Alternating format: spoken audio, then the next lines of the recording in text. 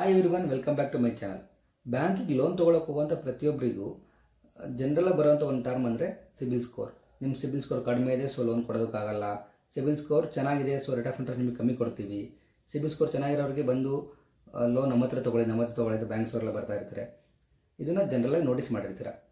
So CIBIL ಅಂದರೆ ಏನು, ಅದ್ರ ಬ್ಯಾಕ್ಗ್ರೌಂಡ್ ಏನು, ಯಾವ ಥರ ಅದನ್ನು ಕ್ಯಾಲ್ಕುಲೇಟ್ ಮಾಡ್ತಾರೆ ಅನ್ನೋದ್ರ ಬಗ್ಗೆ ಇವತ್ತು ನಿಮಗೆ ಡೀಟೇಲಾಗಿ ಎಕ್ಸ್ಪ್ಲೇನ್ ಮಾಡ್ತೀನಿ.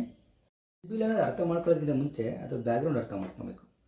ಕ್ರೆಡಿಟ್ ಸ್ಕೋರ್ ಅನ್ನೋದು ಒಂದು ಟರ್ಮ್ ಅರ್ಥ ಮಾಡ್ಕೊಳ್ಳಿ ಫಸ್ಟು. ಕ್ರೆಡಿಟ್ ಸ್ಕೋರ್ ಅಂತ ಅಂದರೆ ಅದು ಒಂದು ನಂಬರ್. ಹಿಂಗೆ ಕ್ರಿಕೆಟಲ್ಲಿ ಸ್ಕೋರ್ ಅನ್ನೋದು ಹೇಳ್ತಾರೋ ಹಾಗೆ ಸಿಬಿಲ್ ಸ್ಕೋರ್ ಅಂತ ಒಂದು ನಂಬರ್ ಹೇಳ್ತಾರೆ. ಆ ನಂಬರ್ ನಿಮ್ಗೆ ಏನು ಸೂಚಿಸುತ್ತೆ ಅಂತಂದರೆ ನಿಮ್ಮ ಮೊದಲು ತೊಗೊಂಡ್ರೆ ಲೋನ್ಸ್ಗಳ ಬಗ್ಗೆ, ಅದು ಯಾವ ಥರ ನೀವು ಕಟ್ತಾ ಇದ್ದೀರಾ, ನೀಟಾಗಿ ಕಟ್ಟಿದ್ದೀರಾ ಇಲ್ವಾ, ಅದ್ರ ಬಗ್ಗೆ ಅರ್ಥ ಮಾಡ್ಕೊಳ್ಳೋಂಥ ಒಂದು ನಂಬರ್ ಅದು. ಆ ಕ್ರೆಡಿಟ್ ಸ್ಕೋರನ್ನು ನೋಡಿಬಿಟ್ಟು ಬ್ಯಾಂಕಲ್ಲಿ ಏನು ಅರ್ಥ ಮಾಡ್ಕೊತಾರೆ ಅಂದರೆ ನೀವು ಯಾವ ಥರ ಕಟ್ಟಿದ್ದೀರಾ ಬೇರೆ ಬೇರೆ ಬ್ಯಾಂಕ್ಗಳಲ್ಲಿ, ಅದು ನೀವು ಚೆನ್ನಾಗಿ ಕಟ್ಟಿದ್ದೀರಾ ಇಲ್ವಾ ಅನ್ನೋದನ್ನು ನೋಡ್ಕೊತಾರೆ. ಆ ಕ್ರೆಡಿಟ್ ಸ್ಕೋರ್ನ ಕ್ರೆಡಿಟ್ ರೇಟಿಂಗ್ ಅಂತ ಕೂಡ ಕರೀತಾರೆ. ಈ ಕ್ರೆಡಿಟ್ ಸ್ಕೋರ್ಸ್ನ ಬೇರೆ ಬೇರೆ ದೇಶದಲ್ಲಿ ಬೇರೆ ಬೇರೆ ಕಂಪನಿಗಳು ನಿಮಗೆ ಇನ್ಫಾರ್ಮೇಷನ್ ಕೊಡ್ತವೆ. ಹಾಗೆ ಇಂಡಿಯಾದಲ್ಲಿ RBI ಇಂದ 4 ಕಂಪನಿಗಳು ಲೈಸೆನ್ಸ್ ತೊಗೊಂಡಿದ್ದಾವೆ ಈ ಕ್ರೆಡಿಟ್ ಇನ್ಫಾರ್ಮೇಷನ್ ಕಂಪನೀಸ್ ಕೊಡೋದಕ್ಕೆ. ಅವು ಯಾವ್ಯಾವಪ್ಪ ಅಂತಂದರೆ ಹೈಮಾರ್ಕ್, ಈಕ್ವಿಫ್ಯಾಕ್ಸ್, ಎಕ್ಸ್ಪೀರಿಯನ್, ಹಾಗೆ credit information bureau India limited. ಆ credit information bureau India limited ಇದೆಯಲ್ಲ, ಅದನ್ನೇ ನಾವು ಶಾರ್ಟ್ ಫಾರ್ಮಲ್ಲಿ ಸಿಬಿಲ್ ಅಂತ ಕರಿತೀವಿ. ಈ 4 ಕ್ರೆಡಿಟ್ ಇನ್ಫಾರ್ಮೇಷನ್ ಕಂಪನೀಸ್ ಇದೆಯಲ್ಲ, ಈ 4 ಕ್ರೆಡಿಟ್ ಇನ್ಫಾರ್ಮೇಷನ್ ಕಂಪನೀಸಲ್ಲಿ ಜನರಲಿ ತುಂಬ ಎಲ್ಲ ಬ್ಯಾಂಕ್ಗಳು ಪ್ರಿಫರ್ ಮಾಡೋದು ಸಿಬಿಲ್ನ. ಯಾಕೆಂದರೆ ಅವೆಲ್ಲ ಆಲ್ಮೋಸ್ಟ್ ಸಬ್ಸ್ಕ್ರೈಬ್ ಆಗಿದ್ದಾವೆ. ಹಾಗಾಗಿ ಸಿಬಿಲ್ ಸ್ಕೋರ್ನ ತುಂಬ ಬ್ಯಾಂಕ್ಸ್ಗಳು ಪ್ರಿಫರ್ ಮಾಡ್ತವೆ. ಈ ಸಿಬಿಲ್ ಕ್ರೆಡಿಟ್ ಸ್ಕೋರ್ ಇದೆಯಲ್ಲ, ಇದು ಒಂದು 3 ಡಿಜಿಟ್ ನಂಬರ್. ಇದು 300ರಿಂದ 900 ತನಕ ರೇಂಜ್ ಇರುತ್ತೆ. ಅದರಲ್ಲಿ ಯಾವುದು ಜಾಸ್ತಿ ಸ್ಕೋರ್ ತೊಗೊಂಡಿರ್ತಾರೋ ಅವ್ರಿಗೆ ಲೋನ್ಸ್ ಸಿಗೋಂಥ ಚಾನ್ಸಸ್ ಜಾಸ್ತಿ ಇರುತ್ತೆ. ಯಾರು ಕಡಿಮೆ ತೊಗೊಂಡಿರ್ತಾರೋ ಅವ್ರಿಗೆ ಲೋನ್ಸ್ ತೊಗೊಳ್ಳೋಂಥ ಚಾನ್ಸಸ್ ಕಡಿಮೆ ಇರುತ್ತೆ. ಈ ಕ್ರೆಡಿಟ್ ಸ್ಕೋರ್ 300ರಿಂದ 900 ಇದೆಯಲ್ಲ, ಅದರಲ್ಲಿ ಯಾವುದು ಬೆಸ್ಟ್ ಸ್ಕೋರ್ ಅಂತ ನಿಮ್ಗೆ ಅನಿಸುತ್ತೆ ಅಂತಂದರೆ ಇದು ಬ್ಯಾಂಕ್ ಇಂಟರ್ನಲ್ ಪಾಲಿಸಿ ಮೇಲೆ ಡಿಪೆಂಡ್ಸು. ಪ್ರತಿ ಬ್ಯಾಂಕ್ಗಳು ಅವರವರ ಸರ್ಕ್ಯುಲರ್ ಪ್ರಕಾರ ಚೇಂಜ್ ಇರುತ್ತೆ. ಜನರಲಿ ಹೇಳ್ಬೇಕಂತಂದರೆ 750 ಮೇಲ್ಗಡೆ ಇರೋ ಪ್ರತಿಯೊಂದು ಸ್ಕೋರ್ ಕೂಡ ವೆರಿ ಗುಡ್ ಸ್ಕೋರು. 650 to 675 ಅದಕ್ಕಿಂತ ಮೇಲ್ಗಡೆ ಇರೋದನ್ನು ಕೂಡ ಕೆಲವು ಬ್ಯಾಂಕ್ಗಳು ಕನ್ಸಿಡರ್ ಮಾಡ್ತವೆ. ಯಾಕೆ ಗುಡ್ ಕ್ರೆಡಿಟ್ ಸ್ಕೋರ್ ಇರಬೇಕಂತಂದರೆ, ಒಂದು ಕ್ರೆಡಿಟ್ ಸ್ಕೋರ್ ಡಿಪೆಂಡ್ಸ್ ಅದ್ರ ಮೇಲೆ ರೇಟ್ ಆಫ್ ಇಂಟ್ರೆಸ್ಟ್ ಡಿಪೆಂಡ್ ಮಾಡಿರ್ತಾರೆ. ನೀವು 675 700 ಇದ್ದರೆ ಒಂದು ರೇಟ್ ಆಫ್ ಇಂಟ್ರೆಸ್ಟ್ ಇರುತ್ತೆ. ಸಪೋಸ್ ಹೋಮ್ ಲೋನ್ ತೊಗೊಳಕ್ಕೆ ಹೋಗ್ತೀರಾ ಅಂತಂದರೆ, ಇಲ್ಲ ವೆಹಿಕಲ್ ಲೋನ್ ತೊಗೊಳಕ್ಕೆ ಹೋಗ್ತೀರಾ ಅಂತಂದರೆ, ಹಾಗೆ 700 ಮೇಲೆ ಇದ್ರೆ ಒಂದು ಸ್ಕೋರ್ ಇರುತ್ತೆ, ಒಂದು ರೇಟ್ ಆಫ್ ಇಂಟ್ರೆಸ್ಟ್ ಇರುತ್ತೆ. 750 ಮೇಲ್ಗಡೆ ಒಂದು ಇರುತ್ತೆ. ಹೀಗೆ ವೇರಿ ಆಗ್ತಾ ಇರುತ್ತೆ. ಸೊ ರೇಟ್ ಆಫ್ ಇಂಟ್ರೆಸ್ಟ್ ಕೂಡ ನಿಮಗೆ ಬೆನಿಫಿಟ್ ಆಗುತ್ತೆ ಒಂದು. ಹಾಗೆ ನೀವು ಚೆನ್ನಾಗಿ ಕಟ್ಟಿದ್ರೆ, ಬ್ಯಾಕ್ಗ್ರೌಂಡ್ ಚೆನ್ನಾಗಿದೆ ಅಂತಂದರೆ ನಿಮಗೆ ಲೋನ್ ಕೊಡೋದು ಕೂಡ ಅವರು ಮ್ಯಾನೇಜರ್ಸ್ ಮನಸ್ಸು ಮಾಡ್ತಾರೆ. ಈ ಕ್ರೆಡಿಟ್ ಸ್ಕೋರ್ ಕ್ಯಾಲ್ಕುಲೇಷನ್ನು ಹೇಗಾಗುತ್ತೆ ಅಂತ ನಿಮಗೆ ಡೌಟ್ಸ್ ಇರುತ್ತೆ. ಕ್ರೆಡಿಟ್ ಸ್ಕೋರ್ ಕ್ಯಾಲ್ಕುಲೇಷನ್ ಹೇಗಾಗುತ್ತೆ ಅಂತಂದರೆ ಡಿಫ್ರೆಂಟ್ ಫ್ಯಾಕ್ಟರ್ಸ್ ಕನ್ಸಿಡರ್ ಆಗ್ತವೆ. ಒಂದು, ನಿಮ್ಮ ರಿಪೇಮೆಂಟ್ ಹಿಸ್ಟ್ರಿ. ನೀವು ಫಸ್ಟ್ ಯಾವ್ದಾರು ಲೋನ್ ತೊಗೊಂಡಿದ್ರಿ ಯಾವ್ದಾದ್ರು ಬ್ಯಾಂಕಲ್ಲಿ, ಏನಾದರೂ ಹೇಗೆ ಕಟ್ಕೊಂಡು ಹೋಗಿದ್ದೀರಾ, ಅದನ್ನು ಆನ್ ಟೈಮಲ್ಲಿ ಕಟ್ಟಿದ್ದೀರಾ. ಈಗ ಸಪೋಸ್ 30ನೇ ತಾರೀಕಿದೆ ಅಂತಂದರೆ ನೀವು 1-2-3 ಡೇಸ್ ಮುಂಚೆನೇ ಕಟ್ಕೊಬೇಕು. ಅದು ಬಿಟ್ಬಿಟ್ಟು ಒಂದು 3-4 ಡೇಸ್ ಲೇಟಾಗಿ ಕಟ್ಟಿದ್ದೀರಾ, ಇಲ್ಲ 3 ಮಂತ್ಸ್ ಲೇಟಾಗಿ ಕಟ್ಟಿದ್ದೀರಾ, ಇದೆಲ್ಲ ಕನ್ಸಿಡರ್ ಆಗುತ್ತೆ. ಹಾಗೆ ಎನ್ಕ್ವೈರೀಸ್ ಎಷ್ಟು ಮಾಡಿದ್ದೀರಾ, ನೀವು ನಂಬರ್ ಆಫ್ ಎನ್ಕ್ವೈರೀಸ್ ಮೇಲೂ ಡಿಪೆಂಡ್ ಆಗಿರುತ್ತೆ. ನೀವು ತುಂಬ ಎನ್ಕ್ವೈರಿ ಮಾಡ್ತಾ ಇದ್ರೆ ಅರ್ಥ ನೀವು ಲೋನ್ಸ್ ನಿಮಗೆ ಅರ್ಜೆಂಟ್ ಇದೆ, ಸೊ ಹಂಗಾಗಿ ಪ್ರತಿ ಬ್ಯಾಂಕಿಗೆ ಹೋಗ್ತಾ ಇದ್ದೀರಾ ಅಂತ ಸಿಸ್ಟಮ್ ಕ್ಯಾಲ್ಕುಲೇಟ್ ಮಾಡುತ್ತೆ. ಸೊ ಅವಾಗ ಕೂಡ ನಿಮ್ಮದು ಸಿಬಿಲ್ ಸ್ಕೋರ್ ಕಡಿಮೆ ಆಗೋಂಥ ಚಾನ್ಸಸ್ ಇರುತ್ತೆ. ಹಾಗೆ ನೀವು ಸೆಕ್ಯೂರ್ಡ್ ಲೋನ್ಸು ಮತ್ತು ಅನ್ಸೆಕ್ಯೂರ್ಡ್ ಲೋನ್ಸ್ ಅಂತಂದರೆ ನೀವು ಯಾವುದಾದ್ರು ಸೆಕ್ಯೂರಿಟಿ ಇಲ್ದಲೇ ಲೋನ್ ತೊಗೊಂಡಿರೋದು, ಅಂದರೆ ಕ್ರೆಡಿಟ್ ಕಾರ್ಡ್ ಇರ್ಬೋದು, ಇಲ್ಲ ಪರ್ಸನಲ್ ಲೋನ್ಸ್ ಇರ್ಬೋದು, ಅವು ತೊಗೊಂಡಿದ್ರೆ ನೀವು ಸಪೋಸ್ ಡ್ಯೂ ಮಾಡಿದ್ರಿ 1 or 2 ಡೇಸು, ಸಡನ್ನಾಗಿ ನಿಮ್ಮ ಸಿಬಿಲ್ ಸ್ಕೋರ್ ಡೌನ್ ಆಗುತ್ತೆ.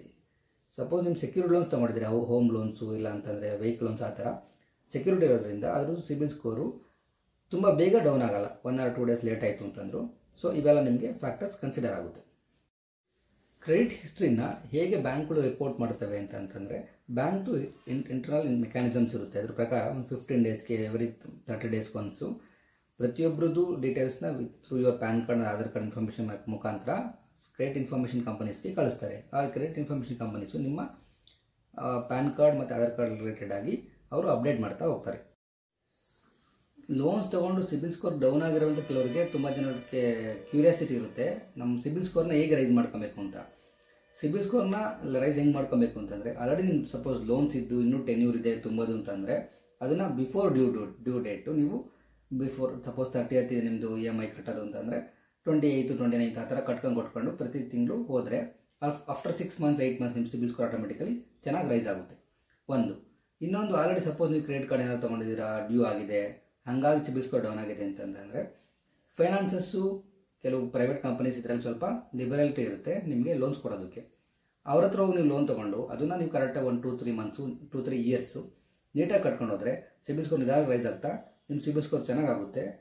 ನೆಕ್ಸ್ಟು ಗೌರ್ಮೆಂಟ್ ಬ್ಯಾಂಕ್ಸ್ ಅವ್ರ ಹತ್ರ ಏನಾದ್ರು ನೀವು ಲೋನ್ ತೊಗೊಳಕ್ಕೆ ಹೋದರೆ ಓಕೆ ಆಲ್ರೆಡಿ ನೀವು ತಪ್ಪು ಮಾಡಿದ್ರಿ, ಇವಾಗ ಕರೆಕ್ಟಾಗಿ ಮಾಡ್ಕೊಂಡಿದ್ದೀರಾ ಅಂತ ಒಂದು ಕನ್ಸಿಡರ್ ಮಾಡಿಕೊಂಡು ಲೋನ್ ಕೊಡೋ ಚಾನ್ಸಸ್ ನಿಮಗೆ ಜಾಸ್ತಿ ಇರುತ್ತೆ.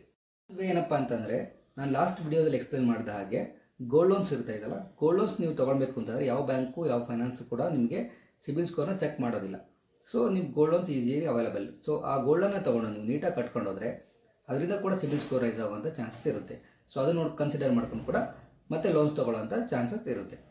ಹಾಗೆ ನಾನು ಅನ್ಸೆಕ್ಯೂರ್ಡ್ ಲೋನ್ಸ್ ಬಗ್ಗೆ ಜಸ್ಟ್ ಇವಾಗಿನೂ ಎಕ್ಸ್ಪ್ಲೇನ್ ಮಾಡಿದ್ದೀನಿ. ಅನ್ಸೆಕ್ಯೂರ್ಡ್ ಲೋನ್ಸ್ ಅಂದರೆ ಕ್ರೆಡಿಟ್ ಕಾರ್ಡು ಇಲ್ಲ ಪರ್ಸನಲ್ ಲೋನ್ ಆ ಥರ ತೊಗೊಳ್ಬೇಕಾದ್ರೆ ನೀವು ಅನ್ಸೆಕ್ಯೂರ್ಡ್ ತೊಗೊಳೋದ್ರ ಬದಲು ಸೆಕ್ಯೂರ್ಡ್ ಅಂದರೆ ಸಪೋಸ್ ಒಂದು FD ಏನಾದರೂ ಇಟ್ಬಿಟ್ಟು FD ಮೇಲೇನಾದರೂ ನೀವು ಕ್ರೆಡಿಟ್ ಕಾರ್ಡ್ನ ತೊಗೊಂಡ್ರೆ ಆವಾಗ ನಿಮ್ಮದು ಅಷ್ಟೊಂದು ಫ್ಲಕ್ಚುಯೇಷನ್ಸ್ ಆಗಲ್ಲ. ಸಪೋಸ್ 1 or 2 days ಡ್ಯೂ ಆಯಿತು ಅಂತಂದ್ರೂ ನಿಮ್ಮ ಫ್ಲಕ್ಚುಯೇಷನ್ಸ್ ಆಗಲ್ಲ. ಅವಾಗ ಕೂಡ ನಿಮ್ಮ ಸಿಬಿಲ್ ಸ್ಕೋರ್ ತುಂಬ ಡೌನ್ ಆಗೋದು ಇಲ್ಲ ತುಂಬ ಅಪ್ ಆಗೋದು ಈ ಥರ ಆಗೋದಿಲ್ಲ. ಸೊ ಫ್ಲಕ್ಚುಯೇಷನ್ಸ್ ಕಡಿಮೆ ಇರೋದ್ರಿಂದ ನಿಮ್ಮ ಸಿಬಿಲ್ ಸ್ಕೋರ್ ನೀಟಾಗಿ ಮೇಂಟೈನ್ ಆಗುತ್ತೆ.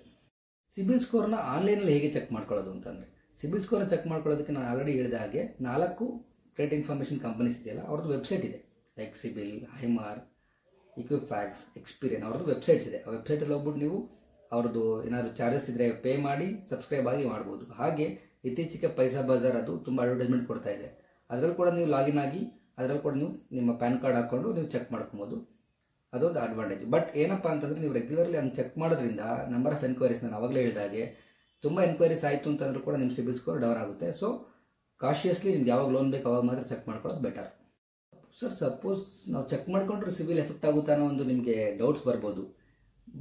ಚೆಕ್ ಮಾಡೋದು ಎಫೆಕ್ಟ್ ಆಗುತ್ತೆ. ಹೇಗೆ ಅಂತಂದರೆ ಸಪೋಸ್ ನೀವು ಹೊಸದಾಗಿ ನೀವೇನಾದರೂ ಒಂದು ಊರಿಗೆ ಬಂದಿದ್ದೀರಾ ಅಂತ ಅಂದ್ಕೊಳ್ಳಿ. ಯಾವುದೋ ಕಿರಾಣಿ ಶಾಪಲ್ಲಿ ಲೋನ್ ಸಾಲ ಬೇಕು ಅಂತ ತೊಗೊಳಕ್ಕೆ ಹೋಗಿದ್ದೀರಾ.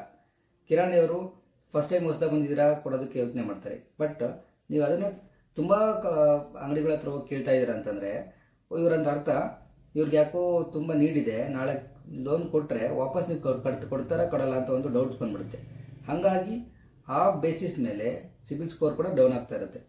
ಸೊ ಪ್ರತಿಯೊಬ್ಬರು ಬ್ಯಾಂಕ್ಸಲ್ಲಿ ಲೋನ್ ಕೊಡಬೇಕಾದ್ರೆ ಅವರು ಕೂಡ ಎಷ್ಟು ಎನ್ಕ್ವೈರೀಸ್ ಮಾಡಿದ್ದಾರೆ, ಇವ್ರು ನಮ್ಮ ಹತ್ರ ಮಾತ್ರ ಬಂದಿದ್ದಾರಾ ಅಥವಾ ತುಂಬ ಬ್ಯಾಂಕ್ಸ್ ಹತ್ರ ಹೋಗಿದ್ದಾರಾ, ಸೊ ಆ ಬ್ಯಾಂಕ್ಸಲ್ಲಿ ಹೋಗ್ಬಿಟ್ಟು ಅವ್ರನ್ನ ರಿಜೆಕ್ಟ್ ಮಾಡಿರ್ಬೋದೇನೋ ಏನೋ ಕಾರಣಕ್ಕೋಸ್ಕರ ಅಂತ ಯೋಚನೆ ಮಾಡಿ ನಿಮಗೆ ಲೋನ್ಸ್ ಕೊಡೋದನ್ನ ಕಡಿಮೆ ಮಾಡ್ಬೋದು. ಸೊ ಹಾಗಾಗಿ ನೀವು ರೆಗ್ಯುಲರ್ ಸುಮ್ಮನೆ ಎನ್ಕ್ವೈರೀಸ್ನ ಮಾಡಬಾರ್ದು. ಟೈಮ್ ಸಿಬಿಲ್ ಸ್ಕೋರು, ಆ ಸಿಬಿಲ್ ಸ್ಕೋರಲ್ಲಿ ಸ್ಕೋರ್ ಕೂಡ ಕಡಿಮೆ ಆಗಿರುತ್ತೆ. ಬಟ್ ನೋಡಿದ್ರೆ ನಿಮ್ಮ ಅಕೌಂಟೇ ಇರಲ್ಲ ಅದರಲ್ಲಿ, ಯಾವುದೋ ಬೇರೆ ಅಕೌಂಟು ನಿಮಗೆ ಲಿಂಕ್ ಆಗಿ ಆ ಥರ ಬರೋ ಚಾನ್ಸಸ್ ಇರುತ್ತೆ. ಇದರಲ್ಲಿ ಒಂದು ಇಲ್ಲ ಬ್ಯಾಂಕಲ್ಲಿ ಏನಾದರೂ ನಿಮ್ಮ ಅಕೌಂಟ್ಗೆ ಪ್ಯಾನ್ ಕಾರ್ಡ್ನ ಫೀಡ್ ಮಾಡಬೇಕಾದ್ರೆ ಬೇರೆದೇನಾದರೂ ಫೀಡ್ ಮಾಡಿದರೆ ಅದು ಕೂಡ ಎಫೆಕ್ಟ್ ಆಗಿರ್ಬೋದು. ಇಲ್ಲ ಅಂತಂತಂದರೆ ಕ್ರೆಡಿಟ್ ಇನ್ಫಾರ್ಮೇಷನ್ ಕಂಪನೀಸ್ ಯಾವಕ್ಕೆ ಎಲ್ಲ ಸಿಸ್ಟಮ್ ಬೇಸ್ಡ್ ಆಗಿರೋದ್ರಿಂದ ಅಲ್ಲಿ ಕೂಡ ಮಿಸ್ಟೇಕ್ಸ್ ಆಗಿರ್ಬೋದು. ಸಪೋಸ್ ಆ ಥರ ಮಿಸ್ಟೇಕ್ಸ್ ಆಗಿದ್ರೆ ಏನು ಮಾಡೋದು, ನಮ್ಮದು ಸಿಬಿಲ್ ಸ್ಕೋರ್ ಡೌನ್ ಆಗಿದೆ, ಬೇರೆ ಕಡೆ ಲೋನ್ ಸಿಗಲ್ಲ ಅಂತ ಅನಿಸಿದ್ರೆ ಆವಾಗ ಅದು ಕೂಡ ದಾರಿ ಇದೆ. ಅದೇನಪ್ಪ ಅಂತಂದರೆ ಆ ಸಿಬಿಲ್ ಸ್ಕೋರ್ ರಿಪೋರ್ಟಲ್ಲಿ ಯಾವ ಬ್ಯಾಂಕಿಂದು ಎಫೆಕ್ಟ್ ಆಗಿದೆ ಅಂತ ಫಸ್ಟು ಅಬ್ಸರ್ವ್ ಮಾಡ್ಕೋಬೇಕು. ಅದು ಅಬ್ಸರ್ವ್ ಮಾಡಿಕೊಂಡು ಅದಾದಮೇಲೆ ಯಾವ ಪರ್ಟಿಕ್ಯುಲರ್ ಕ್ರೆಡಿಟ್ ರಿಪೋರ್ಟು ಅಂದರೆ ಸಿಬಿಲ್ ಇರ್ಬೋದು, ಎಕ್ಸ್ಪೀರಿಯನ್ ಇರ್ಬೋದು, ಇಕ್ವಿಫ್ಯಾಕ್ಸ್ ಇರ್ಬೋದು, ಯಾವುದಿರುತ್ತೋ ಆ ವೆಬ್ಸೈಟ್ಗೆ ಹೋಗ್ಬಿಟ್ಟು ಅದರಲ್ಲೊಂದು ಟ್ಯಾಬಲ್ಲಿ ಇರುತ್ತೆ ಡಿಸ್ಪ್ಯೂಟ್ ಸೆಟಲ್ಮೆಂಟ್ ಮೆಕ್ಯಾನಿಸಮ್ ಅಂತ. ಆ ಡಿಸ್ಪ್ಯೂಟ್ ಸೆಟಲ್ಮೆಂಟ್ ಮೆಕ್ಯಾನಿಸಮ್ಗೆ ನೀವು ಲಾಗಿನ್ ಆಗಿ ಅಲ್ಲಿ ನಿಮಗೆ ಪೂರಾ ಎಲ್ಲ ನಿಮ್ಮ ಅಕೌಂಟ್ಸ್ಗಳೆಲ್ಲ ತೋರಿಸ್ತಾ ಇರುತ್ತೆ. ಅದರಲ್ಲಿ ಯಾವ್ದು ನಿಮ್ದಲ್ಲ ಅನ್ನೋದನ್ನು ಕ್ಲಿಕ್ ಮಾಡಿ ಅದ್ರ ಮೇಲೆ ನೀವು ಕಂಪ್ಲೇಂಟ್ ಲಾಡ್ಜ್ ಮಾಡಿದ್ರೆ ಅವ್ರೇನು ಮಾಡ್ತಾರೆ, ಅದನ್ನು ತೊಗೊಂಡು ನಿಮ್ಮ ಯಾವ ಬ್ಯಾಂಕಿಂದ ಅದು ಆ ಥರ ಇನ್ಫಾರ್ಮೇಷನ್ ಬಂದಿರುತ್ತೋ ಅವರಿಗೆ ಕನ್ಫರ್ಮೇಷನ್ಗೆ ಲೆಟರ್ ಕಳಿಸ್ತಾರೆ. ದಟ್ ಮೀನ್ಸ್ ಇಮೇಲ್ ಮಾಡ್ತಾರೆ. ಆ ಇಮೇಲ್ ಮಾಡಿದ್ದನ್ನು ಆ ಬ್ಯಾಂಕ್ ಕನ್ಫರ್ಮ್ ಮಾಡಿ ಇದು ನಿಮ್ದಲ್ಲ ಅಂತಂದರೆ ಆಟೋಮೆಟಿಕ್ ಅದನ್ನು ನಿಮ್ಮ ಕ್ರೆಡಿಟ್ ರಿಪೋರ್ಟಿಂದ ಡಿಲೀಟ್ ಮಾಡ್ತಾರೆ. ಇದೊಂದು ನಿಮಗೆ ಅಡ್ವಾಂಟೇಜ್. ಇಷ್ಟು ತನಕ ನಾನು ಸಿಬಿಲ್ ಅಂದರೆ ಏನು, ಅದು ಬ್ಯಾಕ್ಗ್ರೌಂಡು ಎಲ್ಲ ಎಕ್ಸ್ಪ್ಲೇನ್ ಮಾಡಿದ್ದೀನಿ. ಮೋಸ್ಟ್ಲಿ ನಿಮಗೆಲ್ಲ ಅರ್ಥ ಆಗಿದೆ ಅಂತ ಅಂದ್ಕೊತೀನಿ. ಸಪೋಸ್ ಅರ್ಥ ಆಗಿದ್ದರೆ, ನಿಮ್ಗೆ ಇಷ್ಟ ಆಗಿದ್ದರೆ ಇದನ್ನು ವಿಡಿಯೋನ ಲೈಕ್ ಮಾಡಿ, ಶೇರ್ ಮಾಡಿ, ಕಾಮೆಂಟ್ ಮಾಡಿ ಮತ್ತು ಸಬ್ಸ್ಕ್ರೈಬ್ ಮಾಡಿ. ಏನಾದ್ರು ಡೌಟ್ಸ್ ಇದ್ದರೆ ಕಾಮೆಂಟ್ ಮಾಡಿ, ನಾನು ಅಲ್ಲಿ ಎಕ್ಸ್ಪ್ಲೇನ್ ಮಾಡ್ತೀನಿ. Thank you for watching this video. Thank you very much.